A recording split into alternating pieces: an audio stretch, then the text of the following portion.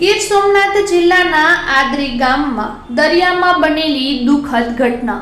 2 દિવસથી ગુમ થયેલી ઢેલાણા ગામની યુવતીની લાશ આજે જૂનાગઢ જિલ્લાના માંગરોળ દરિયામાંથી મળી આવી છે।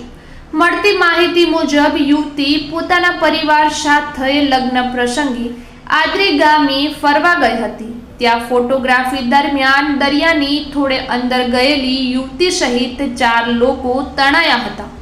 સ્થાનિક તરવૈયાઓએ 3 લોકોને બચાવી લીધા હતા, પરંતુ એક યુવતી પાણીમાં ગુમ થઈ ગઈ હતી।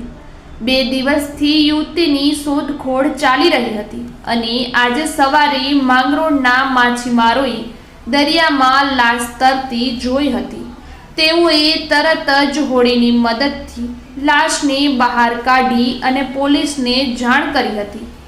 લાશને હાલ માંગરોળ સરકારી હોસ્પિટલમાં ખસેડવામાં આવી છે અને પોસ્ટમોર્ટમ પ્રક્રિયા હાથ ધરવામાં આવી છે।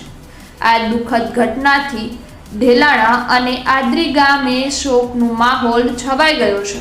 પરિવારજનો પર દુઃખનો પર્વત તૂટી પડ્યો છે। Bureau report, Nitin Parmar, Mangrol, Junagadh.